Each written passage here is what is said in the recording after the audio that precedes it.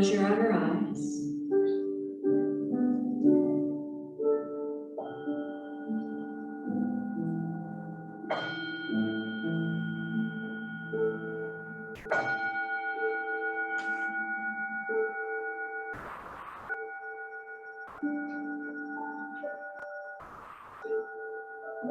We take this moment to allow ourselves to center in, to allow ourselves to open up to the activity of spirit. So you take another deep breath in. As you exhale, bring your awareness down into your body, down all the way to your feet. Feel your feet on the ground.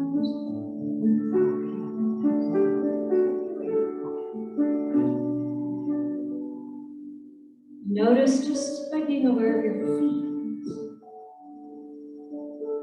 brings you to center. Bring your awareness now to your heart.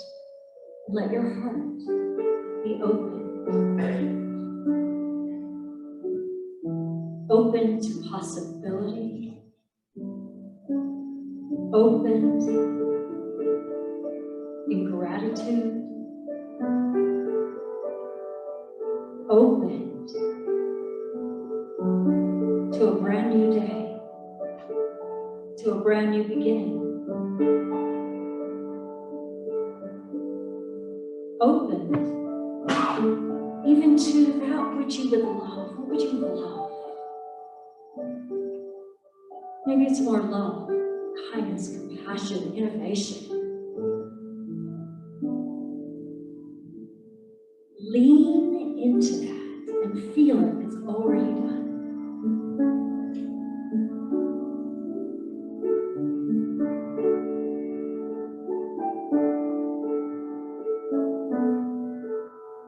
Our theme for today is, it's your life.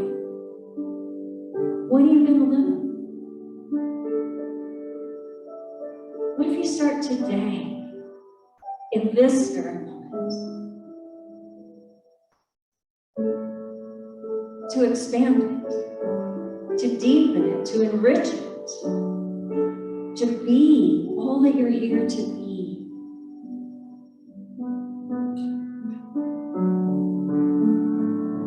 Feel into that for a moment. Lean into it.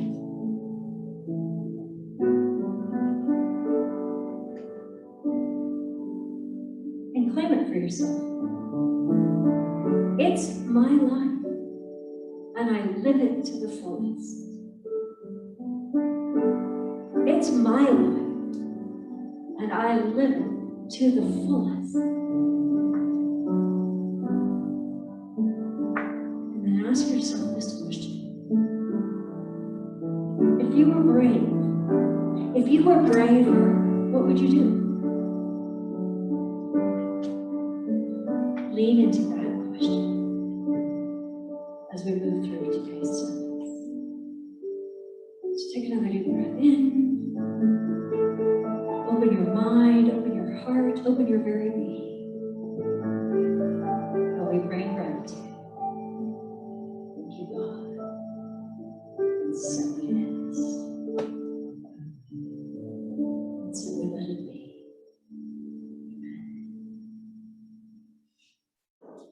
And he started throwing a fit, and he started going on and on and on for like 10 minutes. And he finally stormed out of the bank.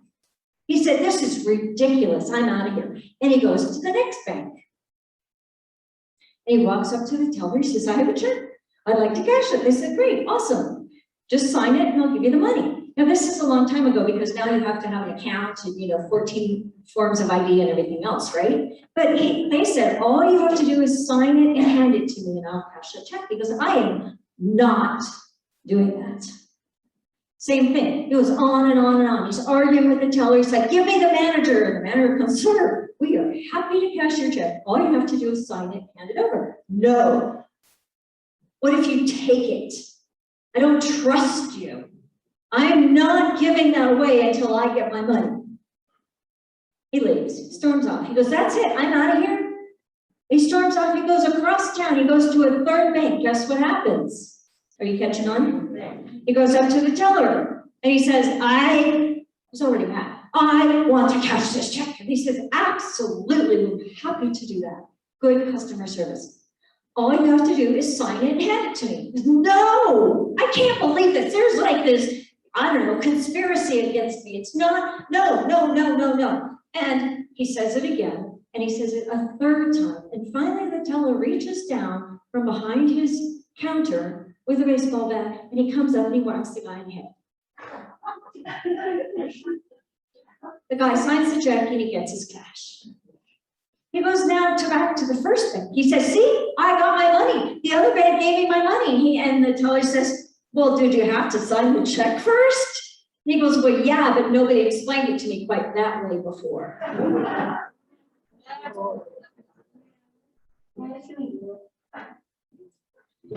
Where are you being that man in your life?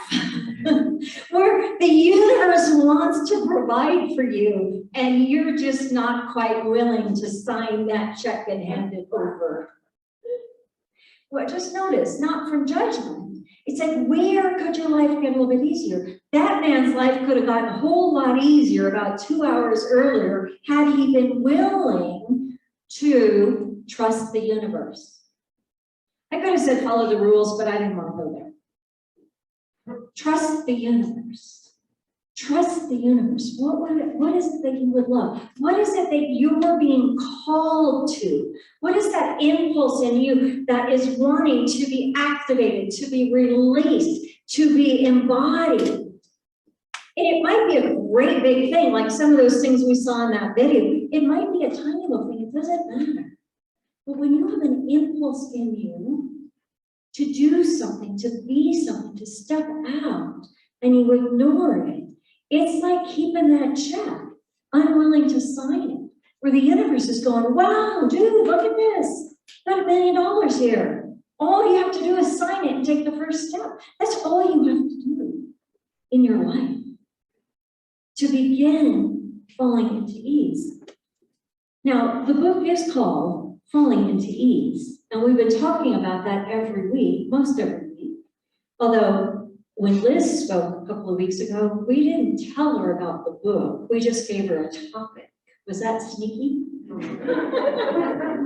That's because somebody said, we don't want her quoting you, we want to hear her, which I thought was really brilliant. But the subtitle, we haven't talked that much about the subtitle. Release your struggle and create a life you love. You have to release your struggle. Okay. Ready? Oh, you guys are catching on to me. This is so awesome. Ready? Release it. Release it. Release it. Release it. Let go of that check. Sign it. Expect something good in return. And create a life you love. What would you love? Would you want a little more ease? Would you want a little more freedom? Would you want a little more joy? Would you want a little more laughter? Would you want a little more adventure? I saw my friend Robin Ryder was on there. She was hanging off a trapeze or something, or some flying thing. She said, I'm afraid, I got over my fear of heights. And I'm like, oh boy, Robin, I didn't know you were in that video. I hadn't seen it before. What would you love? We are here on this planet to make manifest the glory of God. We are not here to suffer and struggle, although we think we are.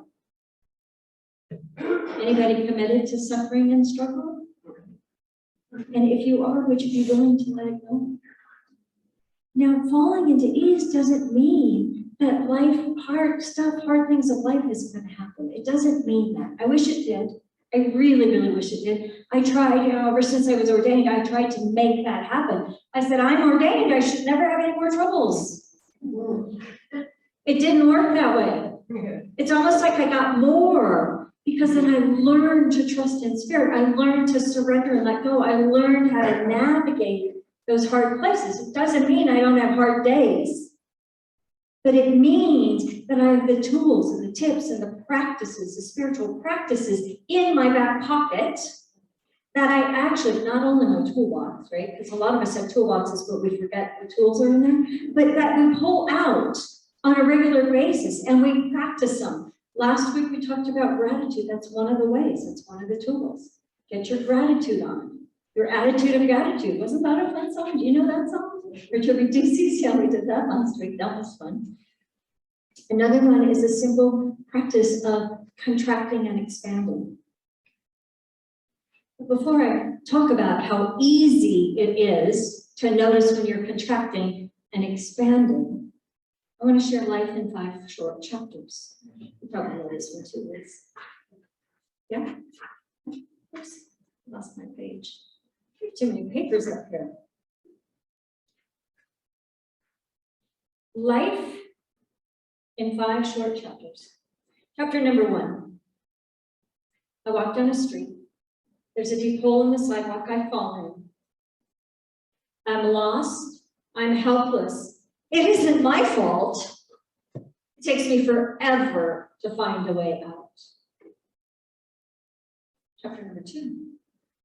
I walk down the same street. There's a deep hole in the sidewalk.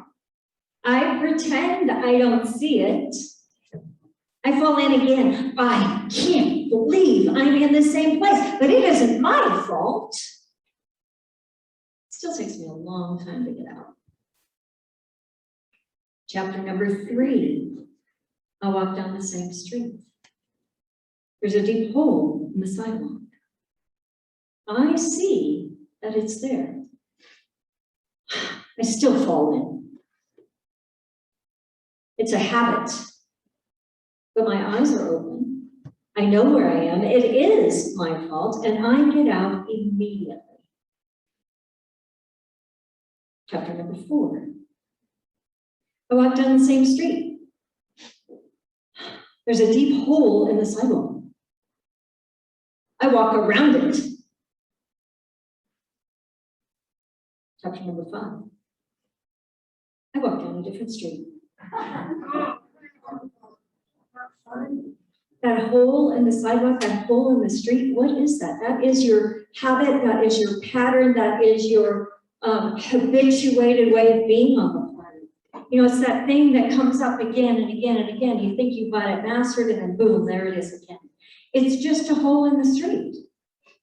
But as you begin to see it, as you begin to acknowledge it, as you begin to accept that that hole in the street is there, right? Because it wasn't about, the next verse would have been, I called the city people to fix the hole, but it's just as easy to go down a different street.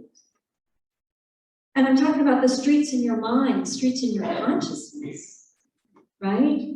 And what if you took that right-hand turn and you went down a street of life you love? If you went down a street of ease, you went down a street of more wholeness and more fulfillment and more contentment. And what if you went down the street? What if the way to navigate down the street is, oh, I really love to do that. Oh, I could do that. Oh, I could do that. Because when we begin to release our struggle, we open up to the field of infinite possibilities, of unlimited potential, of amazing things filled with ease. Now, I do want to speak to this. Some of you might think that the journey to hiring Liz, Reverend Liz, as our next senior minister was really miraculous. And it is. And it was completely filled with ease. And that's true. And what you also may know is that months and months and months ago, the search team, the congregation, there were congregational surveys, or what do we want to do next? There was all kinds of things put into place. There was a new minister affirmation that we said for months, and then we began to embody it.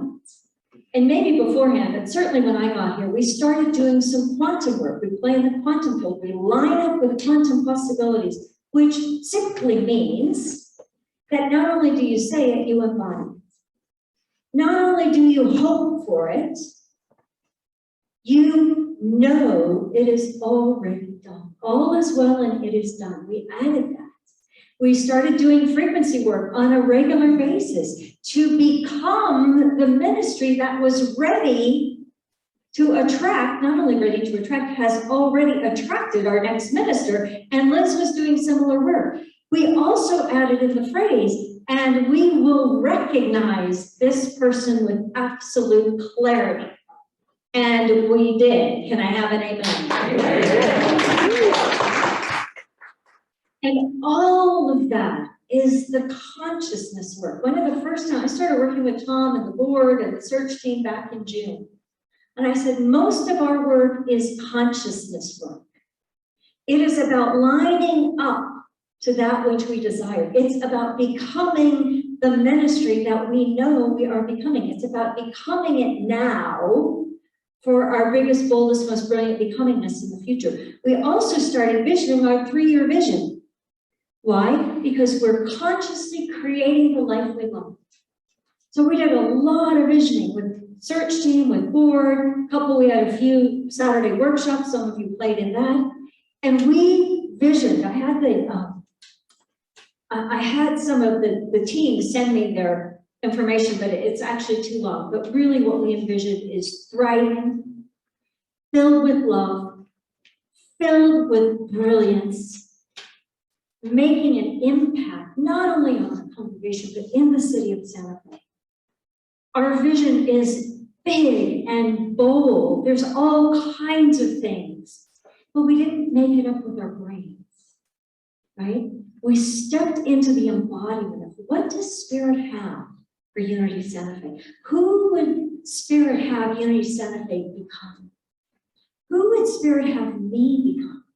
And then we did some process work, and we just like opened up and said, oh, we could be a retreat center. Oh, we could have kids. Oh, we could be an impact in the community. Oh, we're this. Oh, we're that. And we began to play with that in the manner, not from our logical brains, but from how does that feel? And that feels good.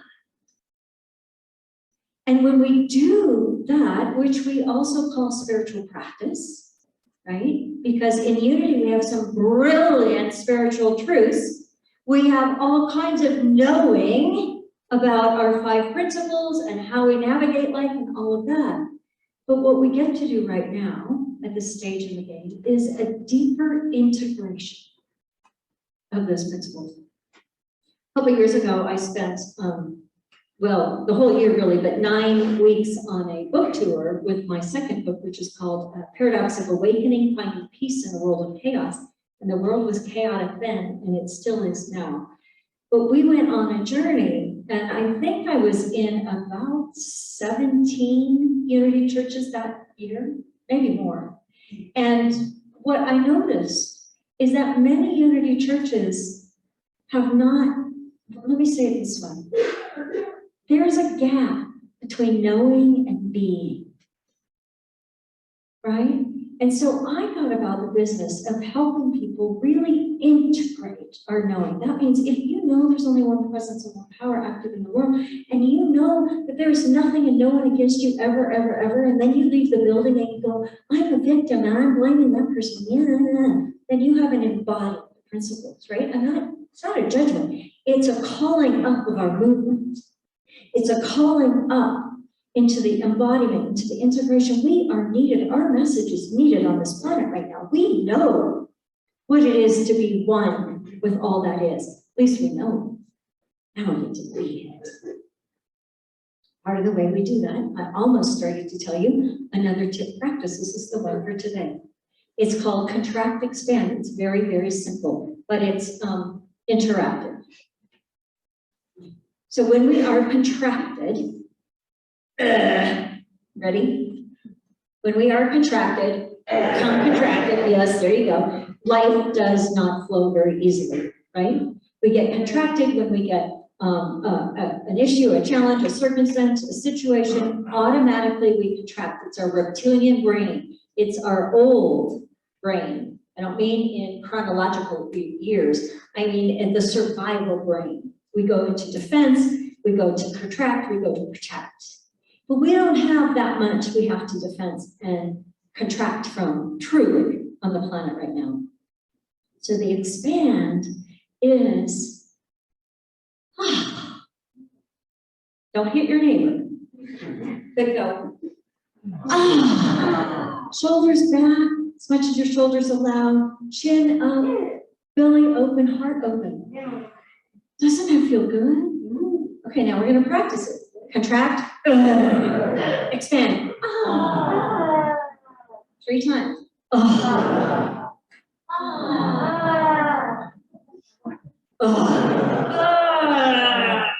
This time, open your jaw, open your hands, open your heart, open, look up, up, up.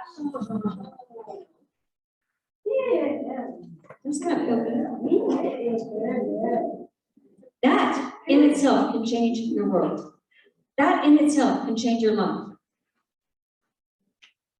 That is a spiritual practice that activates your physicality and your neurology. It activates the quantum field. It activates the biochemistry in your being. It eliminates stress hormones and activates the feel-good hormones, the oxytocin. It does so many things. And it's not even like a whole hour of yoga.